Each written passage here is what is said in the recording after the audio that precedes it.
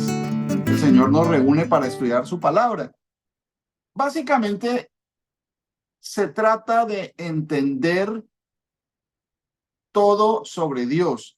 No hay otra forma de entender a Dios, el Dios de la Biblia, si no conocemos la Biblia, ¿cierto? La Biblia es la forma como se le llama a la Sagrada Escritura, las Santas Escrituras o las Escrituras, como lo dice ahí. La palabra Biblia es un nombre que le damos pues en español. Pero, sí está, básicamente esa palabra sí está en el idioma griego, sí aparece Biblia, así tal cual. Se le menciona a las escrituras, escrituras significa. Para conocer a este Dios magnífico que creó los cielos y la tierra, que ahora conocemos mejor, como les digo, no hay otra forma. Si no entendemos la escritura, pues no entendemos al Dios de la escritura, ¿cierto? Si no creemos la escritura, pues no creemos al Dios de la escritura. Si no conocemos la escritura, pues no conocemos al Dios de la escritura, ¿cierto? Esos son cosas, son principios que debemos tener en cuenta, que son básicos. Por eso la importancia, mis hermanos, de conocer la escritura. Por ahí escuchaba algo que me pareció muy interesante y no está del todo mal. Uno debería, lo ideal, ¿no? No es que pues, sea un principio o algo que tenemos que implementar, pero lo ideal sería primero conocer la escritura, leer la Biblia, para poder comenzar a estudiar la Biblia, para poder comenzar a escudriñar la escritura. Porque, por ejemplo, cuando el Señor dice, escudriñen la escritura, pues es que la primera parte que se debe hacer es conocerla, o sea, escudriñar. Lo primero que veo, ¿cómo voy a escudriñar yo, por ejemplo, sin haber leído nada o sin haber... Voy a ponerme a estudiar, por ejemplo, Jeremías 19. ¿Cómo podría yo escudriñar si ni siquiera sé el contexto de qué está hablando, de quién es Dios, de dónde salió el concepto que tiene este pueblo? Sí, todas esas cosas, pues es ilógico. Entonces, mis hermanos, algo totalmente básico, básico. Si usted, mi hermano, si usted, mi hermana, y las personas que puedan escuchar este video, este audio, queremos conocer del Dios de la Biblia, tenemos que leer la Biblia. Es un principio bastante sencillo, bastante básico, pero que no nos enseñaron a nosotros. A nosotros no nos enseñaron a leer la Biblia.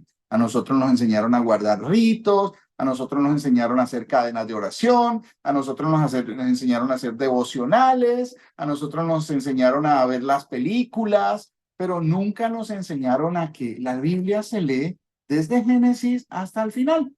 Se lee porque es un libro, son muchos libros de hecho, ¿cierto? Pero ahí se narra la historia de la palabra de Dios, del pueblo de Dios, de todas las cosas que acontecen, las cuales el Señor ha revelado a sus santos profetas. Entonces, esto es algo que es básico, podría ser la introducción a cualquier momento de estudio, a cualquier momento de discusión sobre Dios, porque muchos van a venir muchos que hablan de Dios y dicen Dios, sí, pero pues, ¿cuál Dios? ¿El Dios de la Biblia? No, no, es que es el del libro de la religión de este lado, o el Bhagavad Gita de los hindúes, o el libro de el mormón, o el libro de, ¿qué otro? El catecismo católico, por ejemplo, o el libro ¿cuál otro libro? El Talmud de los que practican el judaísmo. Pero no se trata de libros alternos o libros añadidos, no, se trata es de la palabra de Dios, porque tanto el Talmud como el libro del Mormón, como el Catecismo Católico son palabras de hombres, son doctrinas de hombres. Lo mismo los libros que tengan en cualquiera de las denominaciones cristianas o evangélicas, es lo mismo, doctrinas de hombres. La base es la palabra, la única fuente de verdad, la palabra profética más segura. Esto es algo que es básico. Si no conocemos la escritura, pues ¿cómo vamos a tener amor por las cosas de Dios si no conocemos la escritura? ¿Cómo vamos a amar al pueblo de Dios si no conocemos que el Señor ha escogido un pueblo y todo lo que el Señor ha dicho, las promesas que ha hecho? ¿Por quién va a venir el Señor? ¿Quién es el que va a venir por ese pueblo que llamaron la iglesia, cierto? Entonces, si no conocemos esos detalles, pues difícilmente vamos a entender algo, porque es necesario que que como que muramos a toda esa parte de la religión para que vengamos al conocimiento del Dios verdadero, ¿cierto? El día de hoy, el Señor nos trae un mensaje muy bonito, muy importante, es el nombre del Señor, el nombre del Señor. Esta predicación, pues el Señor me ha puesto que la nombre el nombre del Señor, porque es muy importante entender. Bueno, vamos a analizar primero un pasaje. Vamos a Mateo capítulo 1, desde el versículo 20 al 23. Analicemos esto. Vamos a entrar en contexto. Entonces vienen las anunciaciones o los mensajes que Dios envía a los hombres. Muchas veces, por ejemplo, en el caso de Moisés, el Señor le hablaba a él directamente, ¿cierto? Y dijo que las otras veces que el Señor iba a hablar, que lo iba a hacer por sueños o visiones, visiones de noche o sueños también. El Señor lo dijo que iba a hacer de esa manera. Entonces, cuando viene un sueño, cuando viene un mensaje la gente piensa que es de Dios, pues tiene que acoplarse a esto pues, a esto que está diciendo aquí la palabra de Dios, ¿cierto?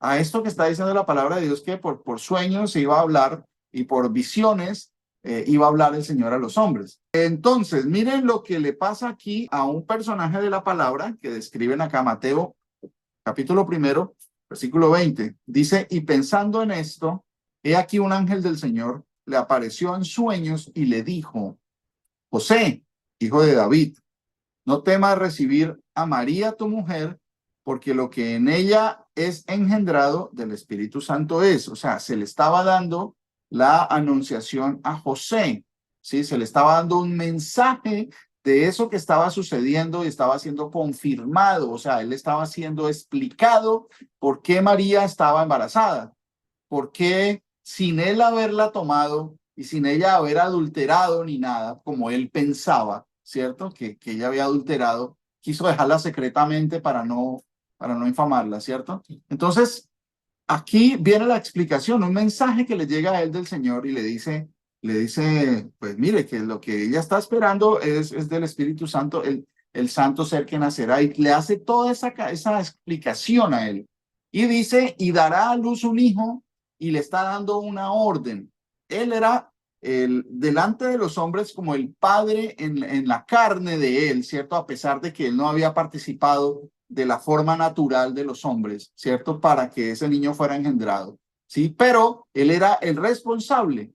Por algo desposó a María, por algo sucedieron todas las cosas. Dice, y dará a luz un hijo y llamará su nombre. O sea, ahí le estaba diciendo, usted le va a poner este nombre. Bueno, en español en nuestra época se podría decir cómo le va a poner al niño. Entonces, la orden que él tenía, usted le va a poner este nombre. O sea, aquí se describe como llamará su nombre, o sea, que el nombre que le iba a ser dado es Jesús, Jesús, ¿cierto? Y hay algo que sigue que dice, porque él salvará a su pueblo de sus pecados. Ya vamos a analizar que cada palabra, cada forma que tiene el Señor de hablar tiene un significado, tiene un propósito, que no hay cosas al azar, que siempre todas las palabras, todos los términos, la forma de hablar tiene un significado y todo tenemos que conocerlo. Entre más conozcamos los detalles, pues mejor vamos a entender al Dios de Israel, al Dios de la palabra de Dios. Entonces, dice, dará a luz un hijo y llamará su nombre Jesús, porque él salvará a su pueblo de sus pecados. Todo esto aconteció para que se cumpliese lo dicho por el Señor por medio del profeta, cuando dijo, o sea, eso que le estaba siendo dicho y que estaba sucediendo a José y a María, con que ella estaba embarazada, estaba dándose cumplimiento a algo que ya había sido profetizado. Y acá se está describiendo, eso pasó para que se cumpliera eso que el Señor ya había anunciado antes. El Señor por medio del profeta cuando dijo, he aquí una virgen concebirá y dará a luz un hijo y llamará su nombre Emanuel, que traducido es Dios con nosotros. Ahora, pregunta, ¿por qué no le pusieron Emanuel? ¿Cierto? ¿Por qué le pusieron Jesús si la profecía, y acá está diciendo que se cumplió la profecía, ¿por qué en lugar de Jesús no le pusieron Emanuel? ¿Cierto? Son cosas que, como a nosotros ha llegado la palabra de Dios en español, una traducción, son cosas que no vamos a entender porque si no conocemos cómo hablaba el Señor, cómo vivía el pueblo de Dios, cómo se hablaba por medio de los profetas al pueblo, de qué forma el Señor hablaba, pues son cosas que si ignoramos ese tipo de cosas, nos va a ser mucho más difícil entender el mensaje, ¿cierto? Pero el Señor ha tenido misericordia de su pueblo, de este remanente pequeño, y comienza a explicarnos esas cosas. Pero si acá dice que la Virgen, y dice que el niño tenía que llamarse Emanuel, Emanuel, entonces ¿por qué le pusieron Jesús y no Emanuel? ¿Cierto? Porque cada cosa tiene su significado, pero en español no lo entendemos porque no fue escrito en español. Entonces, ese es el asunto de hoy, que tenemos que entender que, por ejemplo, las cosas tienen un significado y tienen un propósito. Vamos a mirar el significado de los nombres. Vamos a poner algunos ejemplos, vamos a buscar algunos ejemplos en la palabra de Dios que nos permitan entender estas palabras que le estaban siendo dadas a José. La forma como se le habló a José no era nada nuevo, no era como que, pues él, quién sabe si entendió o no, no, era algo que ya estaba escrito. La forma como se habla también. Entonces, miremos en Génesis, ahorita vamos a Génesis, por favor. Génesis capítulo 17, versículo 4 y 5. Vamos a analizar algunos pasajes para que nos dé más luz sobre la claridad de estas palabras que le dijo el ángel a José. ¿Alguien, por favor, me puede leer Génesis 17, 4 y 5? Amén, pastor. Hermano, muchas gracias. Dice la palabra, he aquí mi pacto es contigo, y serás padre de muchedumbre de gentes. Y no se llamarás más tu nombre Abraham, sino que será tu nombre Abraham, porque te he puesto por padre de muchedumbres de gentes. Amén. Amén, mi hermano, muchas gracias, muchas gracias. Entonces, analicemos algo. Acá le habla de una forma específica también. Dice, aquí mi pacto es contigo y serás padre de muchedumbre de gente. O sea, le está dando una orden, le está dando una información y le está dando una orden. Usted va a hacer esto, ¿sí? Así no esté en las manos de él serlo, pero que usted va a hacer esto, va a ser padre de muchedumbre de gentes. Y no se llamará más tu nombre Abraham, que es el mismo nombre Abiram. Hay otras partes en la palabra donde otras personas fueron nombradas de esa misma forma, Abiram. De pronto, si ustedes lo quieren buscar para profundizar más el mensaje. Hay unos que se llamaron Abiram también. Hay descripción de eso en la palabra, ¿sí? Dice, entonces, no se llamará más tu nombre Abraham, sino que será tu nombre Abraham, porque te he puesto por padre de muchedumbre de gentes. En español, las solas palabras a nosotros no nos dan una respuesta, no nos dan una explicación, porque han sido traducidas y han sido traducidas por intermedio de muchas personas a lo largo de muchas generaciones y ha llegado a nosotros a lo largo de diferentes idiomas, ¿cierto? Entonces, cuando vemos acá, muchas personas dicen, no, entonces el Señor le puso una H al nombre de Abraham y ya. Entonces, venga a ver, ¿será que sí es cierto que el Señor le puso una H? Pues la H está en español, de pronto en inglés y en los idiomas alfanuméricos que tenemos nosotros, que usan este alfabeto de la A a la Z, ¿cierto? Entonces ahí sería que le puso una H, pero no, no pasó eso. No podemos decir que es que el Señor le puso una H al nombre de Abraham. No, le dio una orden y le dio luz acerca de lo que el Señor iba a hacer con Abraham. Tiene un significado. Cada nombre, cada cosa tiene un significado en la palabra de Dios. Miren, por ejemplo, Ab significa padre. Ab significa padre. Y la Abram, acuérdense que la primera, el nombre como lo tenía nuestro padre Abraham era Abram, o sea, que es una mezcla, una conjunción de, bueno, no sé si es conjunción de la forma correcta de llamarlo, pero es una mezcla de dos palabras, Ab, que significa padre, y Rum, Abrum, sería como Abrum, Abram, cuando se mezclan esas dos palabras en hebreo, Abram, que es padre, significa Ab, y Rum quiere decir alto, ensalzado, siendo alto activamente, aumentado, elevar. O sea, básicamente el significado de Abraham era padre exaltado, padre exaltado, padre exaltado, o ensalzado también, ¿cierto? Ese era el significado de Abiram o Abram, Abram. Entonces ahora el Señor, cuando, bueno, miren, analicemos esto. Si yo les digo a ustedes Abram, pues de pronto uno dice, ah, pues el nombre, sí, un nombre. Pero si yo les digo Padre ensalzado, nosotros vamos a entender cómo se llama esa persona. Él se llama Padre ensalzado. Ya, ok, o sea, ya entendemos con el solo hecho de nombrarlo, ya entendemos el mensaje. Él es Padre ensalzado. ¿Cómo se llama? Oiga, Padre ensalzado, venga. Ya el solo hecho de nombrarlo, de decirlo, lo vamos a entender porque conocemos su significado. Él es Padre ensalzado, Abraham, ¿cierto? Ahora el Señor le cambia, le modifica el nombre y le dice, no se llamará más tu nombre Abraham, sino que será tu nombre Abraham, porque, o sea, hay una razón, porque te he puesto por muchedumbre de gentes. Entonces, ¿qué pasa?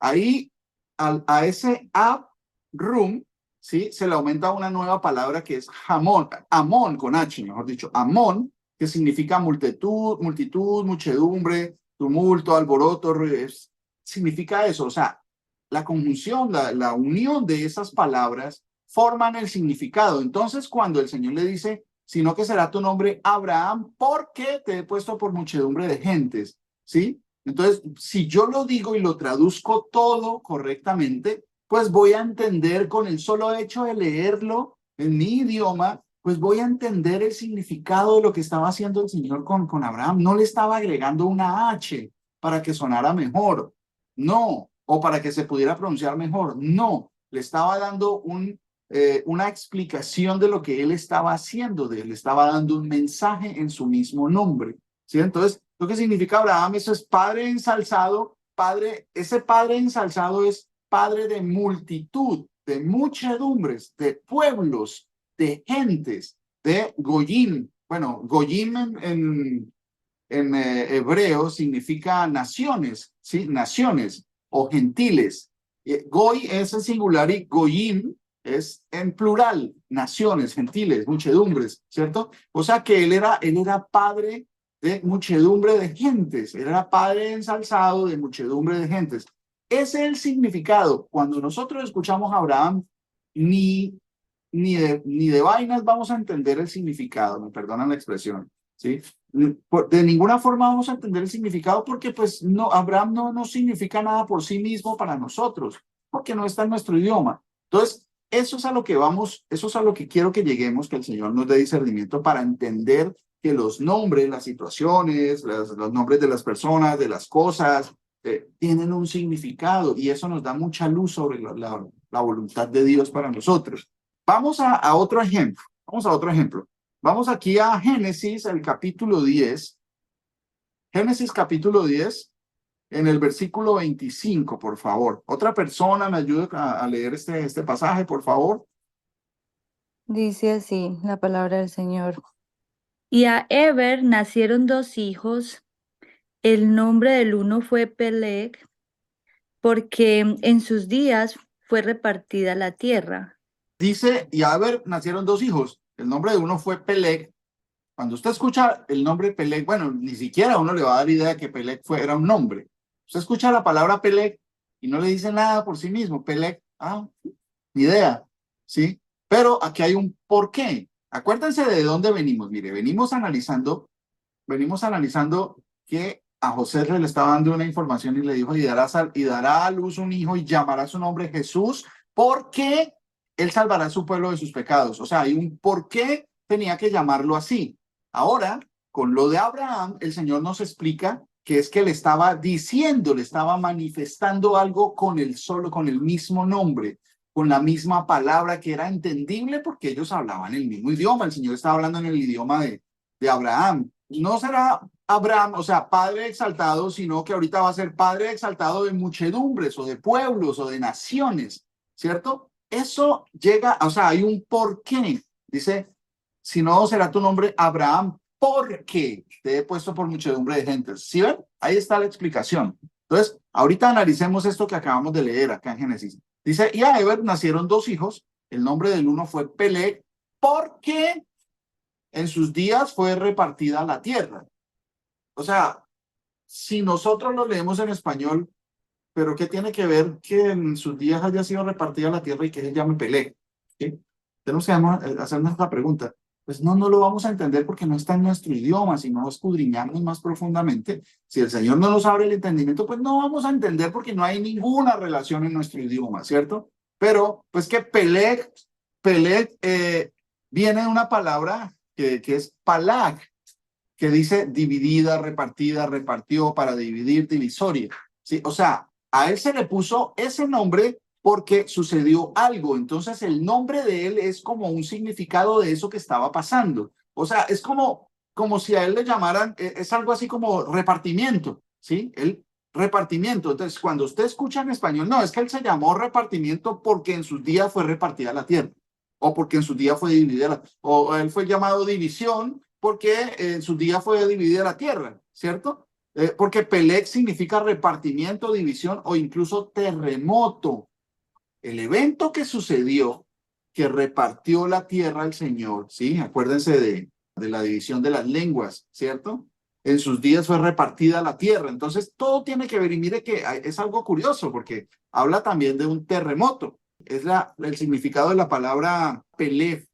Entonces, si le decimos, es que, y le pusieron repartimiento porque en esos días fue repartida la tierra, para nosotros, claro, tiene que ver, voy a entenderlo. O sea, él se llamaba repartimiento, ¿ya? Pero si le digo Pelé, no voy a entender.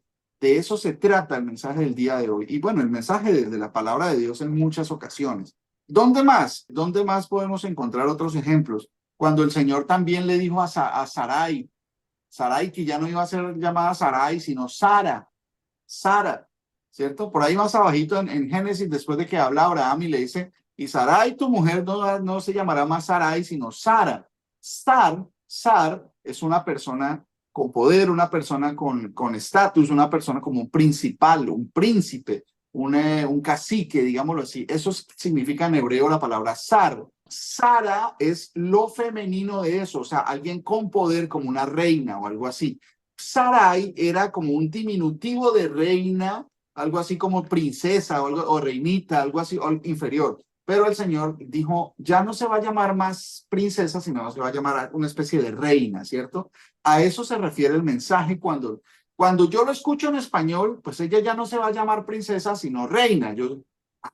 O sea, ella se llamaba princesa y ahora se llama reina. O sea que le subió el estatus del Señor. ¿Por qué? Y hay un propósito en eso, porque mire que vino a ser la madre de muchos, de todos nosotros, los hijos de la fe, ¿cierto? La mayoría. Entonces, miren que tiene un significado, estas cosas tienen un significado y debemos entenderlo.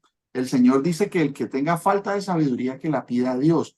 Usted no considere que porque usted es nuevo, o porque usted es mujer, o porque usted es hombre, o porque usted de pronto no entiende muy bien, que el Señor no le puede abrir el entendimiento para que comprenda las escrituras. No se base en eso, porque es que uno tiene que basarse en el poder de Dios que puede hacer todas las cosas. Él es el que puede poner lo que Él quiera. Y si le pedimos con fe, no dudando, pues vamos a recibir eso. Tiene falta de sabiduría, pídale a Dios, pidámosle sabiduría para poder comprender la escritura. Miren estos mensajes tan hermosos que nos permiten llevar, porque ahorita todo el mundo dice Jesús, y hay una orden católica que llaman los jesuitas, y Jesucitos, y Chuchito, a algunos le dicen y todo, pero ¿qué pasa? Venga, ¿será que estamos en lo correcto? ¿Qué pasa con ese nombre en español? ¿Sí? Es bien interesante. Entonces, miren, otro ejemplo, vamos a mirar otro ejemplo aquí en Génesis. Génesis 25, del versículo 24 al 26 primero, y después vamos al 32, ¿sí? Primero, Génesis 25, del 24 al 26. Una persona, por favor, que nos ayude con este pasaje. Pastor, buenos días a todos. Hermano Willington. Bien, pastor. La palabra dice, 24. Cuando se cumplieron sus días para dar a luz, y aquí había gemelos en su vientre. 25. Y salió el primero rubio, y era todo velludo como una pelliza, y llamaron su nombre Esaú. Después salió su hermano, trabada su mano al calcañar de Esaú, y fue llamado su nombre Jacob.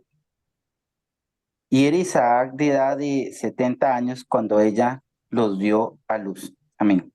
Amén, mi hermano. Miren, aquí hay otro caso que nos muestra que dos personas fueron llamadas de acuerdo a situaciones que se presentaron, fueron nombradas, les fue adjudicado un nombre de acuerdo a las cosas.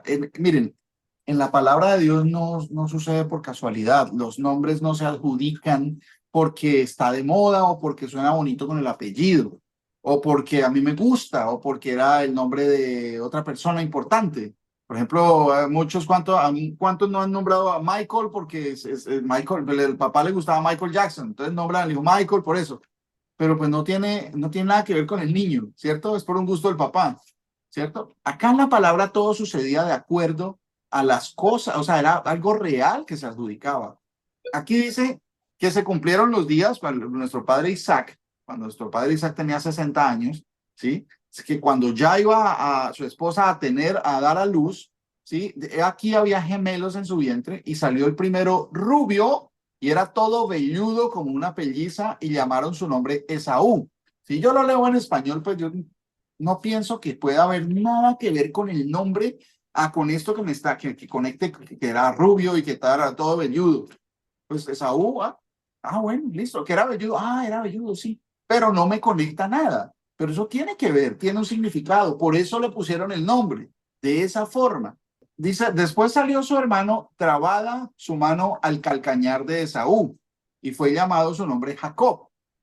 Si no entendemos el significado del nombre, pues, bueno, sí, mire, qué casual, no, sí. Salió la mano trabada al calcañar. Eso hizo que a él le llamaran Talón.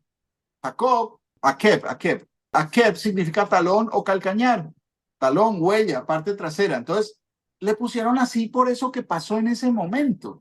A él le pusieron así así. Nuestro padre Jacob, en español, viene de Akeb, que significa talón o calcañar. ¿Sí? ¿Por qué? Por eso que se vio en el momento del nacimiento. Se le adjudicó una característica para un recordatorio de lo que había pasado. El otro salió velludo y rubio, entonces le pusieron Esaú. Tiene un propósito. O sea, cuando lo decimos traducido totalmente, pues vamos a entender mejor el mensaje, ¿cierto?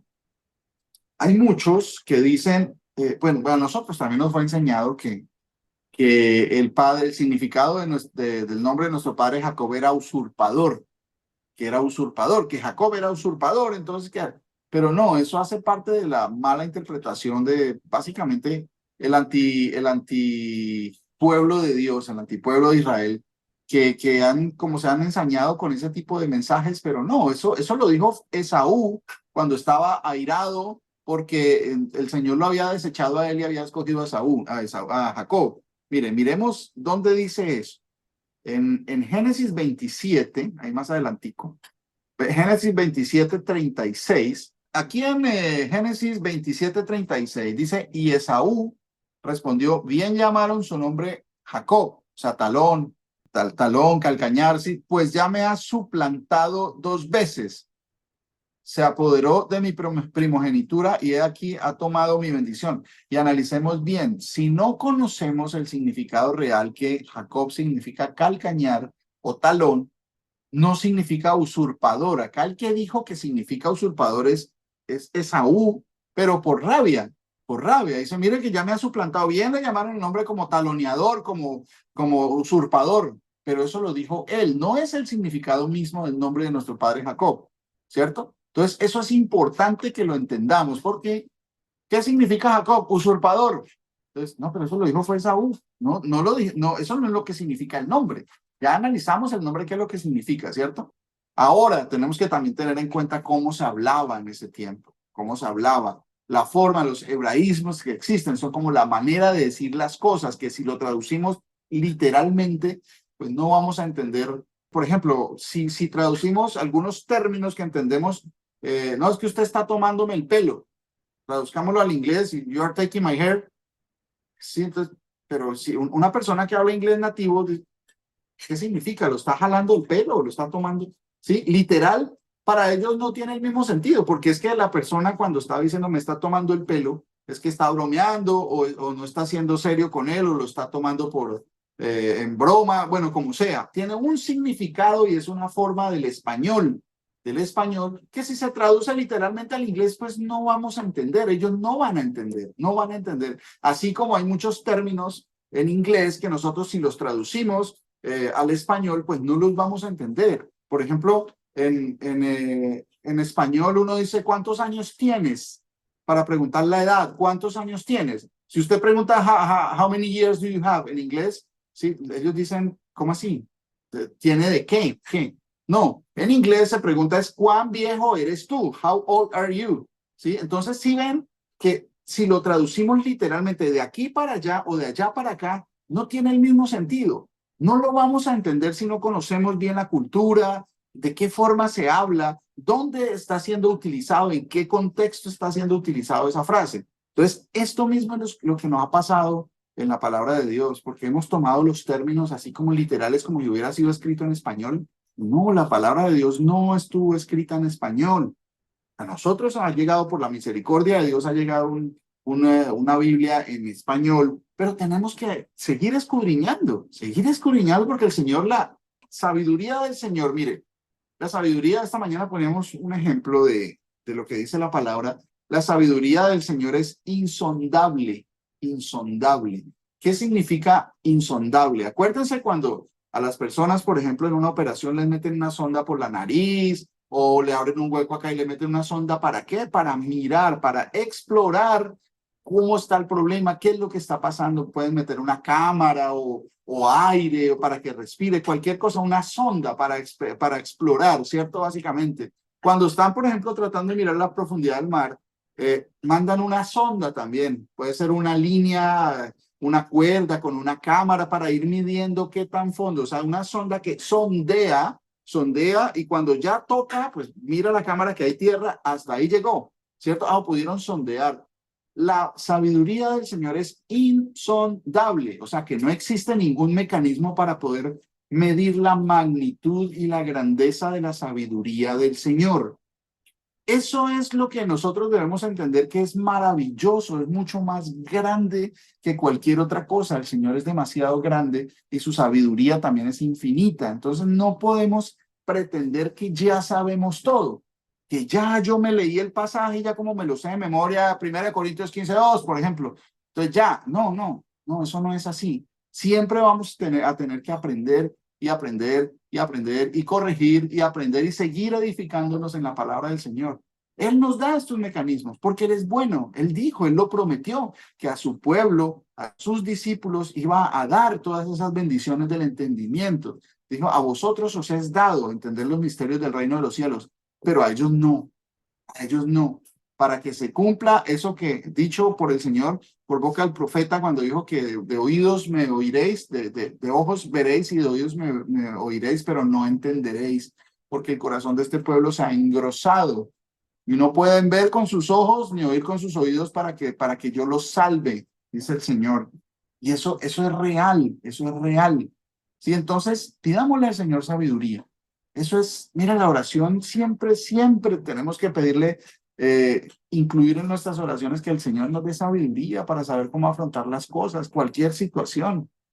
Sabiduría para saber afrontar los momentos difíciles, las pruebas, las caídas, sabiduría también para saber celebrar los momentos de gozo, de disfrute, para no desbocarnos, sabiduría para todo, para saber hablar, para saber pensar, para saber sentir también. Dice que sean gratos los dichos de mi boca y la meditación de mi corazón. Eso es pedir sabiduría. Señor, dame sabiduría para que lo que yo pienso dentro de mí, que eso también sea grato delante de ti. Que yo no tenga nada de qué avergonzarme de lo que yo pienso y lo que yo siento y lo que yo anhelo. ¿Sí? Porque las palabras de la boca pues se dicen y las pueden escuchar otros, pero la meditación de mi corazón solo el Señor la puede ver. Pedirle sabiduría para todo, es algo constante. Señor, damos sabiduría para poder hacer las cosas bien. Líbranos del mal. ¿Cómo nos libra del mal? Cuando tenemos sabiduría Él nos pone sabiduría en nosotros para evitar el mal, para huir del pecado, para huir de todas esas situaciones que me pueden afectar de forma negativa, ¿cierto? Entonces, miren que es bonito acá cuando el Señor nos muestra las explicaciones de los nombres, ¿cierto? Entonces, ahora vamos ahora sí a Génesis 32, capítulo 32, versículos del 27 al 30. Vamos a ver otro caso cuando el Señor le cambia el nombre a Jacob, a nuestro padre Jacob, ¿cierto?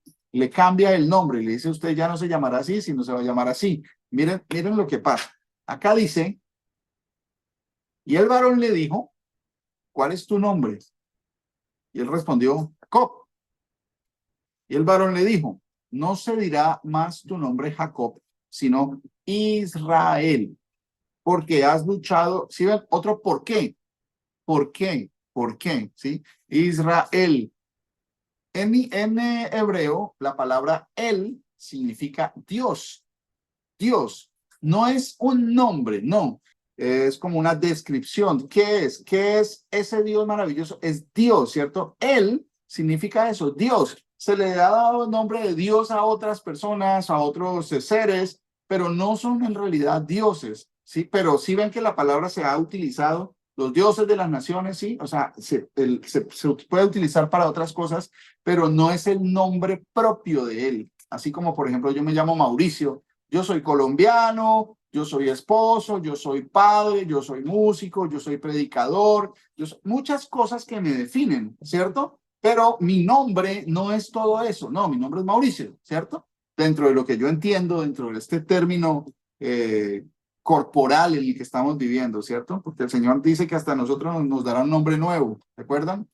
Entonces, eso se refiere, Dios. Dios es una descripción de lo que es Él, ¿cierto? Y en hebreo se dice Él. Entonces, Israel tiene que ver con Dios, ¿cierto? Porque peleaste con Dios y has ganado y has vencido, dice. Entonces, por eso se le puso ese nombre. Ahora entendiendo eso, ya es más fácil. Y con los hombres y has vencido. En el versículo 29 dice, entonces Jacob le preguntó y dijo, declárame ahora tu nombre. Y el varón respondió, ¿por qué me preguntas por mi nombre? Y lo bendijo allí. Y llamó Jacob el nombre de aquel lugar Peniel. Ah, es que le gustaba ese nombre o rimaba con algo. ¿O por qué le puso Peniel? No, pues no nos va a decir. Dice, ¿por qué? Dijo, vi a Dios cara a cara y fue librada mi alma. Si yo lo leo en español, pues ¿qué relación tiene Peniel con eso? Que ¿por qué? Vi a Dios cara a cara y fue librada mi alma. Porque es que él estaba hablando en hebreo y él estaba pensando en hebreo, ¿cierto? Entonces, de esa forma sí lo vamos a poder entender. Peniel básicamente viene del hebreo Penuel, ¿sí? Rostro de Dios, ¿sí? Y pana, que significa volvióse, miraban para convertir cara a cara. Entonces, o sea, perdón, la palabra Peniel en español, que es Penuel en hebreo, se pronuncia Penuel, ¿sí? Está formada por dos palabras, pana, con H al final, y el, pana, el.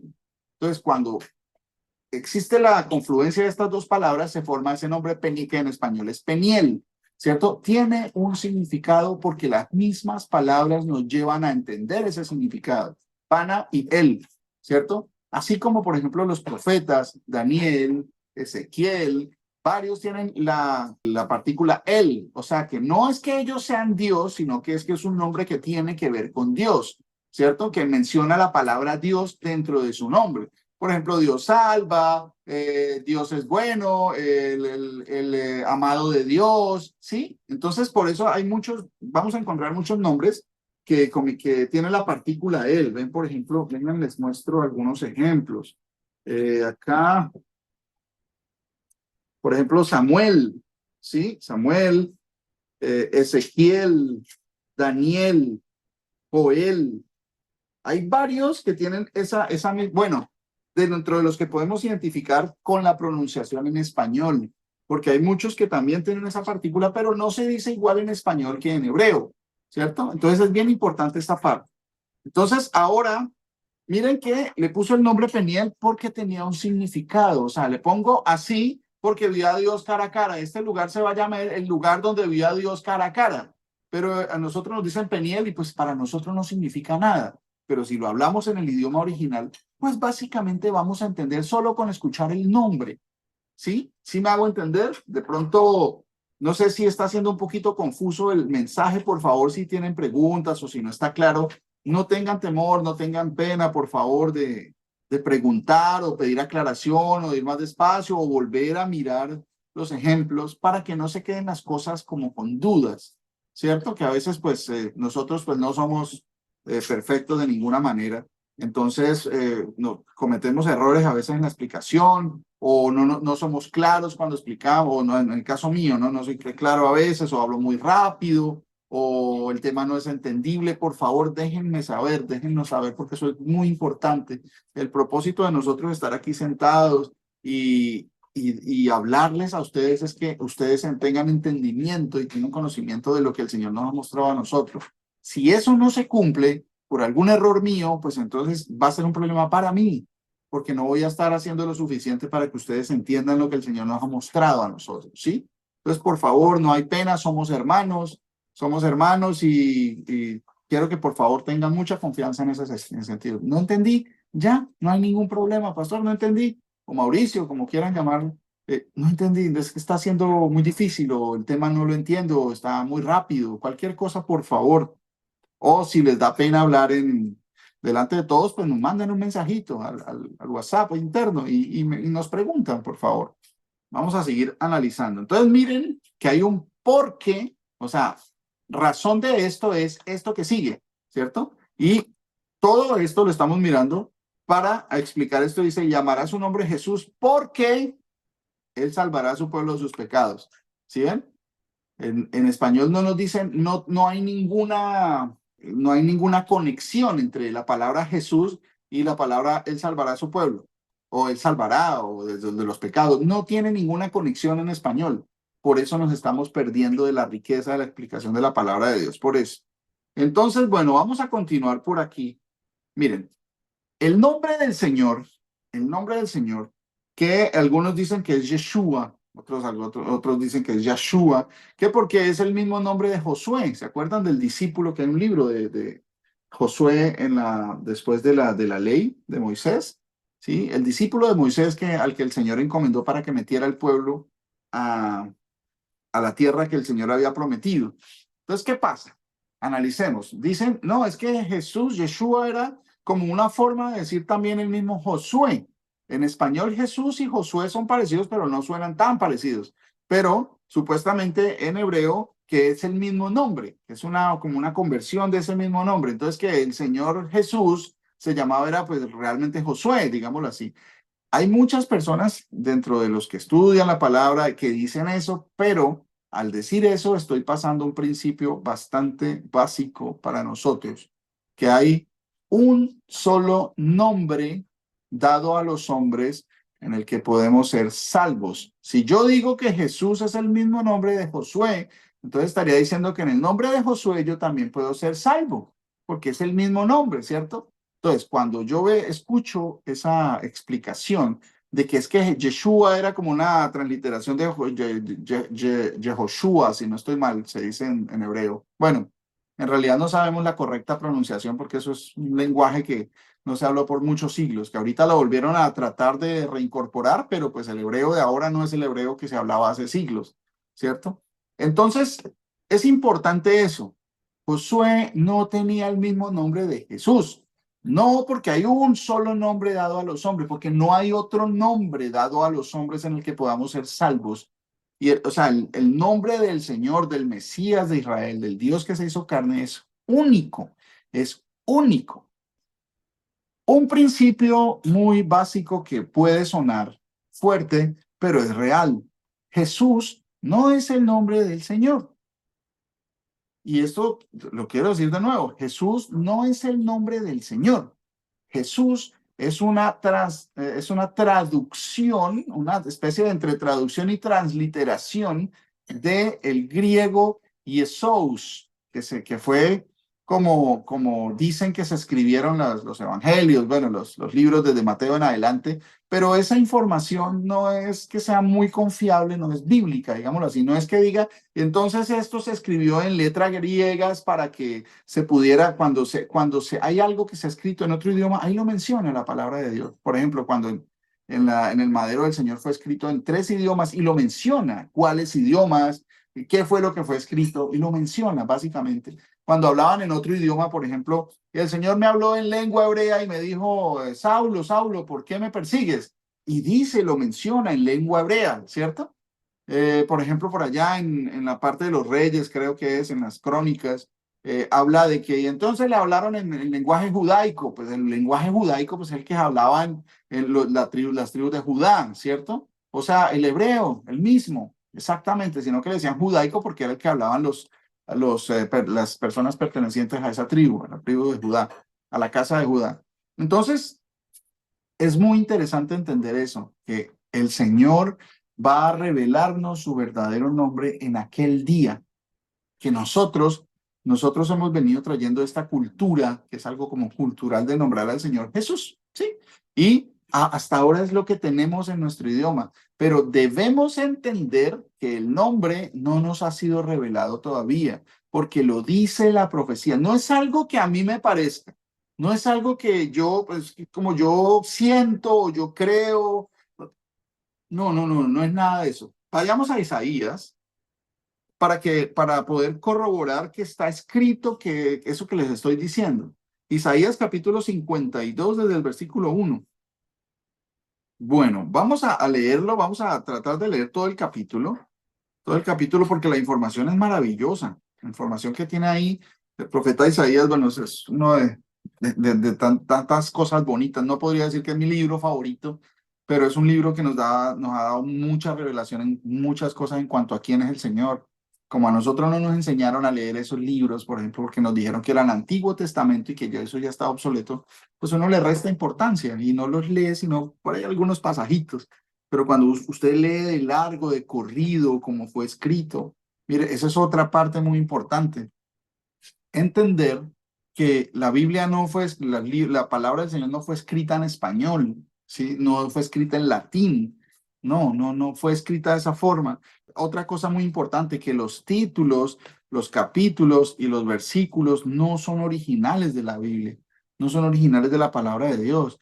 Cuando el Señor le hablaba, por ejemplo, a los fariseos, él no les decía Isaías 35:4. No, él no les decía para que se cumpla lo que está dicho por el profeta que dijo tal cosa. Nunca se mencionaban capítulos ni versículos porque no son originales, no son originales.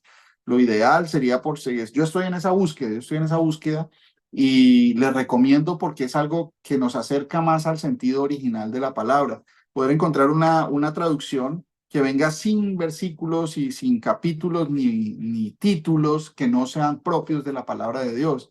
Porque así, por ejemplo, cuando yo voy a leer Mateo, ¿sí? Voy a leer Mateo como lo que es una carta que comienza y voy a tener que seguir leyendo, que no tienen títulos añadidos ni nada, ni versículos. Entonces yo sigo leyendo, no estoy pendiente de en qué numerito voy. No, voy a leer la carta tal cual es y la voy a seguir leyendo hasta acabarla. Es más fácil, es más agradable, voy a tener mucho mejor contexto de lo que estoy leyendo. Eso es importante. Yo estoy en esa búsqueda y pues eso me parece que es algo muy bonito si es posible, ¿no? Ahora no es un mandato al mandato que esté dando Mauricito acá, que todos tenemos que cambiar nuestra Biblia. No, que es una ayuda, así como tener varias traducciones de la palabra. En mi caso yo tengo la Reina Valera 1960, pero también se pueden consultar otras traducciones porque le va a dar una mejor idea de las diferentes visiones de los diferentes traductores, ¿cierto? Me va a dar una idea más amplia. Entonces, eso me parece importantísimo. Entonces, acá cuando el Señor habla en Isaías capítulo 52, ¿sí ven? Isaías en esta porción de la palabra dice, despierta, despierta, vístete de poder, oh Sión, vístete tu ropa hermosa, oh Jerusalén, ciudad santa, porque nunca más vendrá a ti incircunciso ni inmundo. Ya dentro de lo poco que ya hemos aprendido, porque nosotros apenas estamos comenzando a aprender y a entender, ya podríamos decir de qué está hablando, ¿cierto? Despierta, despierta, vístete de poder, oh Sión, vístete tu ropa hermosa, oh Jerusalén, ciudad santa. Si vamos a ver en este momento lo que es Jerusalén, pues Jerusalén, pues en este momento no se comporta como una ciudad santa. Es más, en Apocalipsis Juan la menciona muy diferente. Les doy un pequeño recordero y sacar lo que dice Juan de la ciudad. Dice Apocalipsis 11, dice 11:7, dice, cuando hayan acabado su testimonio, la bestia que sube del abismo hará guerra contra ellos y los vencerá y los matará. Y sus cadáveres estarán en la plaza de la gran ciudad, que en sentido espiritual se llama Sodoma y Egipto, donde también nuestro Señor fue crucificado. Bueno, fue sacrificado en el madero, ¿cierto? O sea, esa gran ciudad donde estará, donde sucederá estas cosas y que la llaman la gran ciudad, dice que en sentido espiritual se llama Sodoma y Egipto, ¿cierto? Donde también nuestro Señor, y da la claridad de cuál es esa ciudad, qué pasó allá, donde el Señor fue sacrificado y fue sacrificado en un madero. O sea, ¿de qué está hablando? De la Jerusalén actual, de la Jerusalén actual. Y acá está diciendo, despierta, vístete de poder. ¿Cuándo va a pasar eso? ¿Cuándo el Señor va a hacer estas cosas? Vístete tu ropa hermosa, vístete de tu ropa hermosa. Acuérdense, las bodas del Cordero. Las vestiduras blancas son las obras justas de los santos. O sea, cuando habla de nuevas, de vestiduras nuevas, hermosas, ropa hermosa, está hablando de eso, del Señor cuando viene a purificar a su pueblo, ¿cierto? Y entonces dice, oh Jerusalén, ciudad santa, porque nunca más vendrá a ti incircunciso ni inmundo. Dice, sacúdete del polvo, levántate y siéntate, Jerusalén. Suelta las ataduras de tu cuello, cautiva hija de Sión. ¿De qué estábamos nosotros siendo esclavos? Del pecado. Cuando el Señor venga a limpiar y perdone nuestros pecados para siempre, cuando nos transforme y nos dé un corazón de carne, nos transforme tu corazón de piedra de una vez por todas y haga morar su ley en nuestros corazones para cumplirla sin ninguna clase de error. Ahí, de ese momento, de ese momento se está hablando, cuando el Señor Jesús venga. Y ya vamos a mirar todo lo que dice acá. Dice, porque así dice el Señor Jesús, de balde fuisteis vendidos, por tanto sin dinero seréis rescatados. Porque así dijo el Señor Jesús, mi pueblo descendió a Egipto en tiempo pasado para morar allá, y el asirio lo cautivó sin razón. Y ahora, ¿qué hago aquí? Dice el Señor, ya que mi pueblo es llevado injustamente y los que en él se enseñorean lo hacen aullar, dice el Señor Jesús, y continuamente es blasfemado mi nombre todo el día. Por tanto, mi pueblo sabrá mi nombre por esta causa en aquel día. Esa es una de las partes, de las varias partes, donde la palabra del Señor me muestra que el Señor nos va a revelar su nombre en aquel día. ¿En aquel día? ¿Cuándo? Cuando ya haya vestiduras nuevas, cuando haya transformación, que no haya más pecado, que no haya más incircuncisión de corazón, ni inmundicia. Cuando ya estemos sacudidos del polvo, ¿se acuerdan que todos vamos a ser levantados del polvo porque toda la humanidad va a estar durmiendo en el polvo y es el día de la resurrección de los muertos? Entonces, eso es bien, bien importante, dejar la cautividad del pecado. Y entonces, pues la mayoría va a estar cautivos de la muerte y el Hades, que es la muerte y la sepultura, digámoslo así. Entonces dice, por tanto, mi pueblo sabrá mi nombre por esta causa en aquel día, porque yo mismo que hablo, he aquí estaré presente. Mi pueblo sabrá mi nombre por esta causa en aquel día, porque yo mismo que hablo, he aquí estaré presente. El Señor nos va a revelar su nombre y porque hay, miren, hasta el día de hoy hay muchos que se comienzan a pelear porque no, que es Jehová, ¿no? Y los otros en inglés, no, es Jehová, no, los otros que no es Jehová, es Yahvé, y los otros dicen, no, que es Yahweh, y los otros dicen de una forma u otra.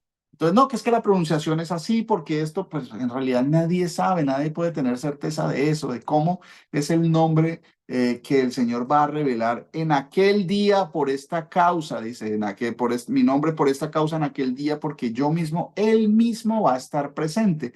Aquí estamos oyendo dice en el versículo 5, dice, ¿y ahora qué hago aquí? Dice Jehová, la traducción aquí la llama Jehová, como en español nos ha sido traducido el nombre del Señor, el Dios todopoderoso que creó los cielos y la tierra, que le dio la ley a Moisés, que le hizo el llamamiento a Abraham, a Isaac y a todos los profetas, a nuestro padre Israel, Jacob también. ese Dios dice que va a estar presente en aquel día, porque yo mismo que hablo, he aquí estaré presente. Cuán hermosos son sobre los montes los pies del que trae alegres nuevas, o sea, buenas nuevas. Desde ahí se está hablando de lo que la traducción nos mostró como el evangelio, evangelión, que eso es en griego, pero eso no es que llegó a partir de Mateo. Desde aquí está hablando de eso. Esa es la palabra, esa alegres nuevas son buenas noticias, alegres, buenas, de gozo. Dice, cuán hermosos son sobre los montes los pies del que trae buenas noticias, del que anuncia la paz, del que trae nuevas, o sea, buenas noticias, noticias del bien, del que publica salvación. Esta palabra es muy importante, ¿sí? Del que publica salvación. O sea, ¿qué es el evangelio? ¿Qué es lo que viene a predicar el evangelio que nos dijeron a nosotros que se llamaba de Mateo en adelante? Viene a predicar eso que ya estaba diciendo Isaías desde muchos siglos atrás. O sea, no es una cosa nueva, no es un nuevo testamento, porque dicen buenas nuevas, entonces es nuevo. No, buenas nuevas es porque lo tradujeron así, pero pues en realidad en nuestro español serían buenas noticias, noticias de paz, noticias de alegría. Eso es lo que dice, alegres noticias, del que anuncia la paz, del que trae noticias del bien, del que publica salvación, del que dice a Sión, tu Dios reina, tu Dios reina. El mensaje de lo que se conoce como evangelio es básicamente publicar la salvación del Dios que reina. El Dios que reina es uno solo.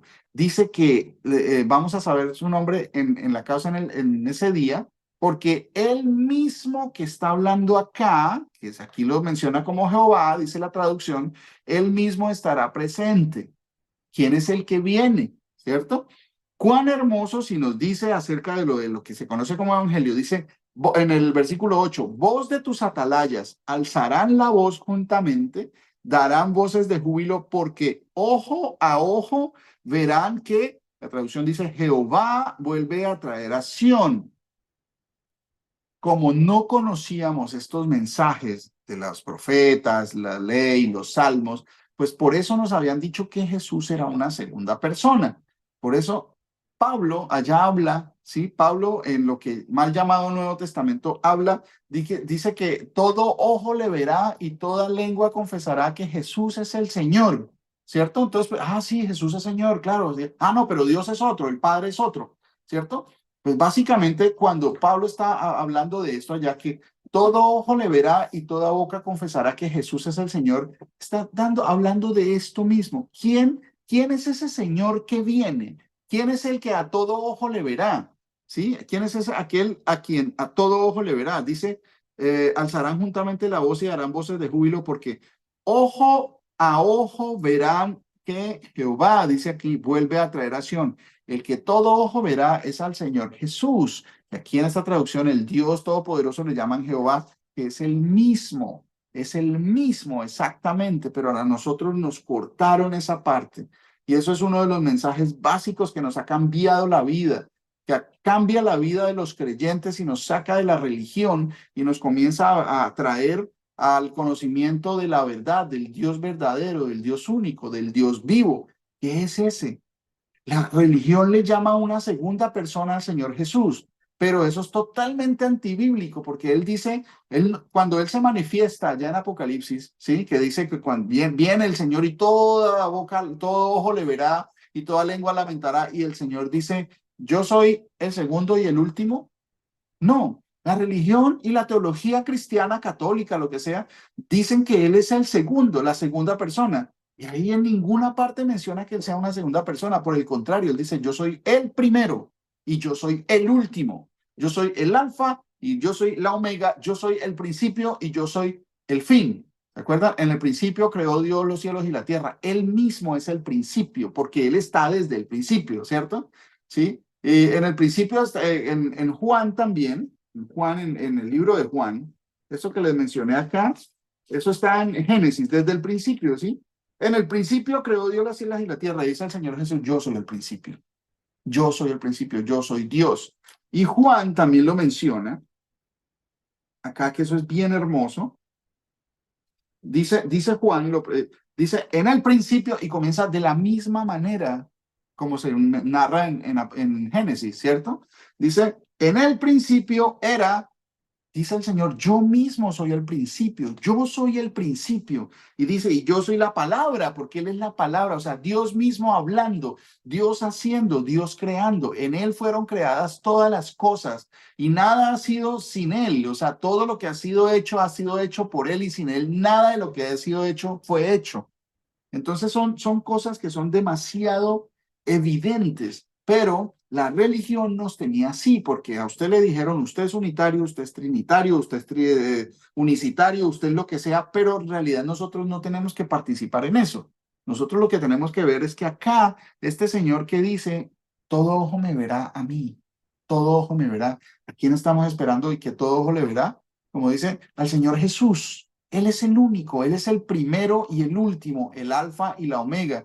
Por eso dice la palabra también, harán lamentación todas las naciones. Ustedes todos esos que ven, que creen en una Trinidad, que creen en los milagros de la Virgen, de cualquiera de las vírgenes que sea, que le piden lluvia a los santos, que le piden, por ejemplo, ahorita en mi tierra, hay una temporada fuertísima de incendios y de calor y no llueve y la gente hace cadenas de oración para que llueva y no llueve. Sí, Señor, y entonces ponen ahí que mensaje del Papa o mensaje del arzobispo, yo no sé quién, que vamos a orar a San Isidro Labrador. Entonces, ¿por qué? Porque a mí desde pequeñito me enseñaron esa frase de San Isidro Labrador, quita el agua y ponga el sol. A mí, y uno la cantaba cuando llovía y no quería uno que lloviera, ¿cierto? Entonces, eso se fue metiendo en la cultura y ahora la gente le pide, sabiendo que Dios dice que Él es el que pone la lluvia, que Él que da la lluvia a su tiempo, que da la lluvia temprana y tardía, ¿cierto?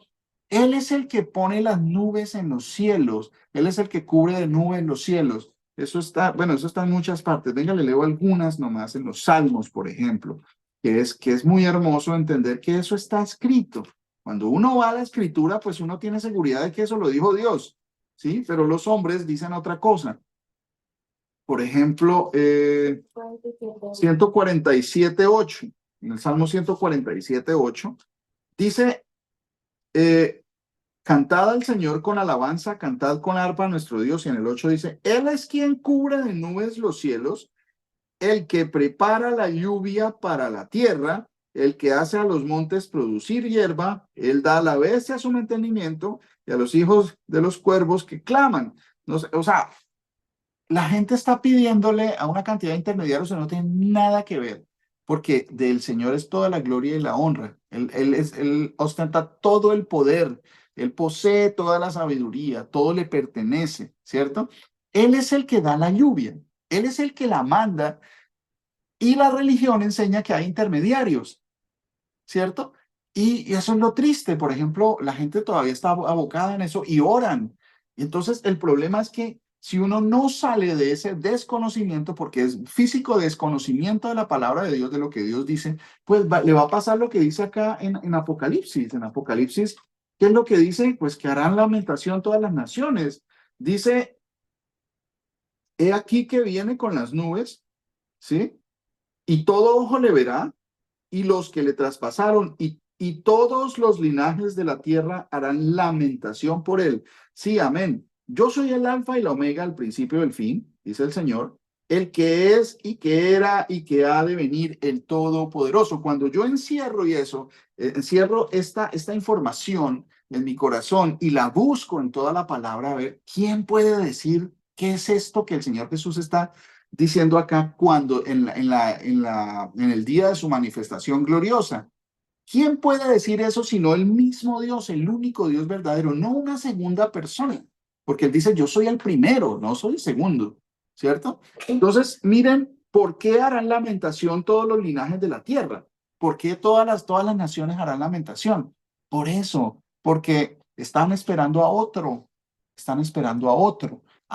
Jesús, ¿cierto? Están esperando a otro y cuando Él venga, todo el mundo, todo ojo le verá, así como lo que estamos leyendo acá en Isaías, todo ojo le verá y sabrán, soy yo, el único Dios verdadero. No hay tres, no hay dos, no hay cinco, no es una mujer, no, es el Dios de la Biblia, el Dios de Israel. Y muchos se van a lamentar en ese día. ¿Por qué? Porque no dejaron de adorar estatuas, no dejaron de poner intermediarios, cuando Dios dice que no hay intermediarios, que ya tenemos libre acceso al trono de la gracia. Ya tenemos oración directa a Él porque Él es el único Dios. Nadie viene al Padre si no es por mí, dice el Señor. ¿Por qué? Porque pues básicamente Él es el Padre. ¿Y cómo vamos a ir al Padre si no vamos al Señor Jesús, siendo que ya ahora conocemos que Él es el Mesías Salvador, que Él es el Padre? Bueno, volvamos acá en Isaías. Dice 52:8, dice, voz de tus atalayas alzarán la voz, juntamente darán voces de júbilo, porque ojo a ojo verán que Jehová vuelve a traer a Sión, así como dice, ¿cierto? Acá en Apocalipsis me está corroborando quién es ese Jehová del que está hablando, del que habla toda la palabra de Dios. Que en la traducción, esta traducción le pusieron Jehová, pero aquí me está diciendo que es el mismo que en la traducción en español dicen que es Jesús, que es el mismo. Todo ojo verá que el mismo Señor vuelve a traer a Sión. ¿Sí? Cantad alabanzas, alegraos juntamente, soledades de Jerusalén, porque el Señor ha consolado a su pueblo, a Jerusalén ha redimido. El Señor desnudó su santo brazo ante los ojos de todas las naciones. O sea, ya vimos qué significa eso del brazo, ¿cierto? Ya creo que en las clases pasadas habíamos visto el término de que no ponga carne por su brazo. Entonces, cuando acá el Señor está diciendo que se desnudó su brazo, no es que salga de las nubes o del cielo un brazo arremangado ahí porque el Señor desnudó su brazo, un brazo gigantesco ahí. No, no significa eso. Dice que el Señor desnudó su santo brazo ante los ojos de todas las naciones. Quiere decir que manifestó o dejó ver su poder. El poder, por eso viene a juzgar con justo juicio a todas las naciones y dará a cada uno según sus obras y va a eliminar la tierra, va a quemarlo todo, ¿cierto? Eso dice el Señor, a eso se refiere ahí que el Señor desnudó su santo brazo ante los ojos de todas las naciones y todos los confines de la tierra verán la salvación del Dios nuestro, ¿cierto? Apartaos, apartaos, salid de ahí. No toquéis cosa inmunda, salid de en medio de ella, purificaos los que lleváis los utensilios del Señor, porque no saldréis apresurados ni iréis huyendo, porque el Señor irá delante de vosotros y os congregará el Dios de Israel. Acá, en Apocalipsis, me menciona la visión de la mayoría de las personas, harán lamentación, pero acá me dice que nosotros no vamos a estar huyendo. ¿Sí? En otras partes de la palabra me dice que vamos a estar cantando como se canta en noche de Pascua, en que se celebra Pascua, o sea, va a ser una celebración, ¿cierto? Y mire que mi pastor está abordando un tema muy lindo, eso de que del día y la hora, ¿cierto? Entonces dijeron que era el 17 y 18 de septiembre. ¿Qué pasó con esa gente? ¿Qué pasó con esa gente? Ahora deben estar súper avergonzados. No sé si habrán vendido todo, no sé por qué venden todo, precisamente cuando dice que el Señor va a venir y venden todo, todo tiene que ver con plata. ¿Qué hacen con esa plata? Se la dan al pastor generalmente, ¿cierto? Entonces, ¿qué va a pasar con esa gente? Pues han sido avergonzados y se ha manifestado que su líder es un falso profeta. La persona que dirigió todo, eso no es que salió de la nada, que alguien, que es que, uy, ya todo el mundo que creyó, no, eso tiene una persona que está a cargo de esa congregación. Eso debe haberse esparcido a partir de alguna situación o algún sueño mentiroso que tuvo alguien, una mala interpretación de la palabra, ¿cierto? Que confían en los sueños y dicen, soñé, soñé, como dice la palabra de Dios. Entonces, ¿qué pasa? ¿Será que va a salir a decir, yo me equivoqué, estoy totalmente arrepentido, no merezco nada, estoy, mejor dicho, tirado al arrepentimiento porque he pecado, porque soy un falso profeta a reconocer eso? ¿O será que es que, miren, eso ha pasado, como decía mi pastor, eso ha pasado con las religiones. Los testigos de Jehová comenzaron con profecías falsas de la venida del Señor y se equivocaban y después decían, no, es que nos equivocamos. Entonces después salía otro de la misma línea y decía, volvía a decir que el Señor iba a venir por ellos y todavía los testigos de Jehová, por ejemplo, piensan que el Señor va a venir solo por los que son testigos de Jehová, ¿cierto? y que van a venir 140, por los 144,000, que solo ellos van a ser salvos, pero pues ni los mismos testigos de Jehová son solo 144,000, son como no sé cuántos millones de personas de esos que tienen ese credo va a haber en todo el mundo, ¿cierto? Entonces, esas son las cosas que yo me tengo que poner a analizar. Seguir religiones no es la solución, por el contrario, se forma un velo que no me deja ver más allá, porque yo miro a la cara del pastor, es que la congregación es chévere, es tan unida, o sea, a ver, usted en cualquier religión va a ver congregaciones unidas, pero ¿unidas en qué? ¿En la verdad? Usted, mire, usted ve acá que gente que ayude, que gente que se quiere mucho, que se está llamando, que están pendientes los unos de los otros. Eso va a verlo en cualquier religión. Eso no es una manifestación de veracidad de que sí se está hablando de la verdad en mi congregación, por ejemplo. No, que porque es que como a mí me cae bien el pastor Luis Alberto, pues es una persona, entonces eso no es garantía de que se esté hablando de la verdad. Aquí, a mí lo que tengo que venir, bueno, a mí me cae bien el pastor Luis Alberto porque él me está enseñando lo que dice la palabra, ¿sí? Y él está aplicando en su vida lo que dice la palabra. A mí me cae bien, yo amo mucho al pastor Germán porque yo veo el cambio que ha habido en su vida, que está aplicando las cosas y entre más días veo más sabiduría y más ejemplo, ¿cierto? Eso es lo que me tiene que mover, la relación que uno tiene con la palabra de Dios y cómo cumple los estatutos del Señor en estas doctrinas falsas que convierten a la gente a mentiras, eso es lo que va a pasar. Lamentación, ¿por qué? Porque cuando se cometen errores, no se corrigen. Muy probablemente ellos van a seguir unidos y el pastor ese que se equivocó y que es un falso profeta y que les dio profecía, pues va, ay, qué pena y no, sigamos y sigue enseñándoles en lugar de apartarse y, pues, a ver, una persona que ha cometido un error tan grande, lo que tiene que hacer la congregación, juntarse y apoyarlo en el sentido, si hay arrepentimiento, pero no puede seguir siendo la cabeza de esa congregación.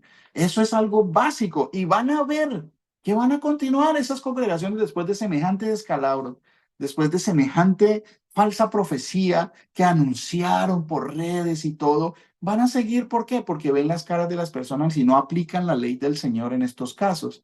Lo que dice el Señor que se debe hacer en estas situaciones. Por ejemplo, yo caí, pues claro, o sea, yo tengo que ser restaurado pero dice el Señor, señálelo para que se arrepienta, para que se avergüence, dice el Señor. Después dice, en una parte dice el apóstol Pablo, dice después de 2 o 3 reprensiones, deséchelo, ¿sí? Si no hizo caso a la primera, a la segunda, lo mismo que decía el Señor. Todas estas cosas se tienen que cumplir. Si yo las cumplo en amor, yo no estoy siendo maligno porque estoy cumpliendo la ley de Dios, ¿no? Por el contrario, estoy evitando mal para la congregación porque esto es lo que pasa. Van a seguir siendo engañados porque no tuvieron la certeza de ir a la palabra de Dios para decir qué debemos hacer en esta situación. Por eso fueron engañados, porque dijeron, no, el arrebatamiento. Y dice el Señor acá, pues no va a ser porque no va a pasar hasta que vengan estas señales. Eso está en la palabra. Por eso son engañados, por no aplicar la palabra de Dios a todas las decisiones, a todos los pensamientos, a todas las cosas que afectan nuestra vida. Entonces, por eso es que vienen esos problemas. Dice acá, seguimos acá en 52:11, apartaos, apartaos, salid de ahí, no toquéis cosa inmunda. O sea, cuando habla de esta forma, nosotros lo que debemos entender es que tenemos que santificarnos cada vez más. No irnos en pos de este mundo, porque tenemos al contrario, salir del mundo, porque nosotros debemos ser santos, porque nuestro Dios es santo. Ser perfectos, porque nuestro Dios es perfecto. Cada vez llama el pecado, no, o sea, en absoluto tenemos que aborrecer el pecado, ¿no? Que es eso de estar, que pues, no, es que uno puede caer. No, es que ni siquiera lo pienso, porque es que eso hace que uno, pues, tenga como una disculpa, ¿sí? Uno tiene una disculpa de que, pues, no, pues, entonces, yo no puedo caer, pues, como el Señor es bueno. No, por el contrario, tiene que producirme terror caer de nuevo. No, ya no somos, ya no peca más, ya no tenemos que tener la idea de eso. Acá lo dice, no toquéis cosa inmunda, salid de ahí, salid del medio de ella, purificaos los que lleváis los utensilios del Señor. Ahí se refiere a que si nosotros llevamos el nombre del Señor en nuestras vidas, tenemos que purificarnos cada vez más. Ahí está hablando de la venida del Señor, que Él viene por una iglesia santa, por su pueblo, por una congregación santa. limpia, sin mácula, o sea, sin mancha, sin pecado. Por eso viene el Señor. Ahí no hay disculpas de nada. Dice, porque no saldréis apresurados ni iréis huyendo, porque el Señor irá delante de vosotros y os congregará el Dios de Israel. O sea, el que va a congregar a la congregación, valga la redundancia, el que va a recoger la iglesia, que no, nunca dice que sea ninguna iglesia cristiana o católica o evangélica. No, dice el pueblo de Dios, la congregación. ¿Cuál congregación? La congregación de los hijos de Israel, que así se menciona. Por eso el Señor nos ha puesto a entender que nos debemos llamar así. No es porque es que el nombre de nosotros es mejor que... No, es como lo dice la Biblia que debe llamarse el pueblo de Dios. Habla a la congregación de los hijos de Israel. Así se debe llamar la congregación que ama al Señor y obedece sus mandamientos, porque para nosotros es la palabra de Dios. Para nosotros fue que el Señor dijo a Moisés, hábleles a ellos. No estoy hablando de los poquitos que podamos estar acá y los que ustedes que se conectan, sino a lo largo de toda la historia, todos los que han escuchado la palabra del Señor y los que han de escuchar, los que han de llegar. A eso se refiere el mensaje de por qué nos llamamos congregación de los hijos de Israel, porque así está escrito, así está escrito. Dice, porque el Señor, aquí la traducción dice, Jehová irá delante de vosotros y os congregará el Dios de Israel. ¿Qué dice Apocalipsis 7? Aquí habla directamente de que ese Dios todopoderoso al que todo ojo le verá, que fue el que le habló a Moisés, a Isaías y a todos los profetas, dice que Él es el que los congregará e irá delante de nosotros, ¿cierto? En Apocalipsis me menciona, en Apocalipsis 7:16, ya para cerrar, dice, ya no tendrán hambre ni sed, y el sol no caerá más sobre ellos, ni calor alguno, porque el Cordero, cuando mencionamos el Cordero, ya tenemos un conocimiento previo de qué está hablando cuál Cordero, por qué se llama el Cordero. Si yo no conozco nada, pues cuando escuche por primera vez esta información, Cordero, o sea, una ovejita pequeña, dice, porque el Cordero que está en medio del trono los pastoreará. Pero ¿cómo así si las ovejas son las que necesitan pastor y un cordero va a ser el que pastoreará? ¿Cómo es eso? ¿Cierto? Ya sabemos que a qué se refiere al cordero que fue inmolado. ¿Por qué se le llama el cordero? Porque ya tenemos entendimiento de que Él es el cordero de la Pascua que fue inmolado por nuestros pecados, para perdón de nuestros pecados, que es un solo sacrificio, una sola vez y para siempre. Por eso no podemos volver a seguir pecando, porque Él ya no se va a volver a sacrificar por nuestros nuevos pecados, ¿cierto? Ese es el problema. Y dice que ese cordero está en medio del trono, que el Cordero es el que está en medio del trono. ¿Quién es el que está en medio del trono de la gloria? Pues el Dios verdadero. Dice que ese Cordero es el Dios verdadero. Dice que está en medio del trono, los pastoreará y los guiará a fuentes de agua de vida, y Dios enjugará toda lágrima de los ojos de ellos. O sea, que el que nos va a meter allá a la tierra dice, alzado puertas vuestras cabezas y alzaos vosotras puertas eternas, y entrará el Rey de Gloria. ¿Quién es este Rey de Gloria que entrará? Acá nos está diciendo que es el Cordero. El Cordero nos meterá allá, se abren las puertas de la salvación de la gran ciudad, ¿cierto? Y nos va a meter a la salvación. Allá dice que en lugares de delicados pastos me hará descansar, junto a aguas de reposo me pastoreará, ¿cierto? Él es el pastor, el mismo Dios. Ese es el Señor Jesús, en el que la traducción se llama Jesús. Bueno, entonces ya dejémoslo ahí por hoy para continuar en la siguiente clase y pidámosle al Señor que nos dé discernimiento, porque todo tiene que ver con el nombre del Señor. El nombre del Señor es el Jesús, para que analicemos bien qué es lo que significa, por qué se le llamó así. Vamos a analizar un poquito más. Pastor, ¿le puedo hacer una preguntita Sí, pequeña? señora, claro, claro que sí. Pastor, entonces, ¿cuál es el nombre del Señor Jesús en el idioma que él hablaba, o cómo lo llamaban? ¿Cuál es ese nombre porque no es Jesús, porque ese es nuestro idioma? Esa es la traducción. ¿Cuál sería? No se pierdan la próxima clase. Continuará.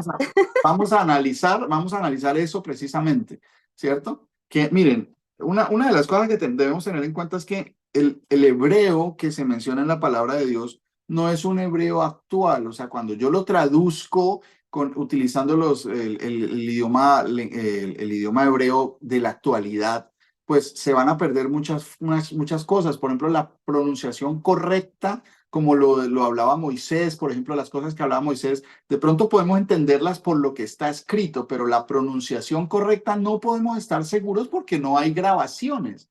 Está la lectura y tenemos el mensaje escrito, se puede leer, ¿cierto? Pero la pronunciación depende mucho, por ejemplo, en nuestro español, nomás en Colombia, ¿cuántos acentos hay de personas que hablan el mismo idioma y que son del mismo país, que tienen diferentes modismos, diferente acento, diferente pronunciación? No podemos pretender que ya tenemos la claridad de todo. No, hay cosas que no sabemos, por eso el Señor nos revelará su nombre en ese día.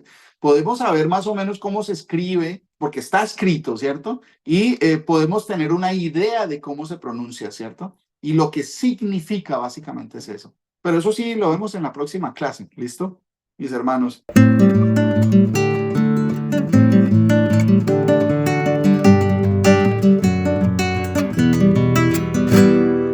Cantad al Señor, cántico nuevo, su alabanza sea en la congregación de los santos.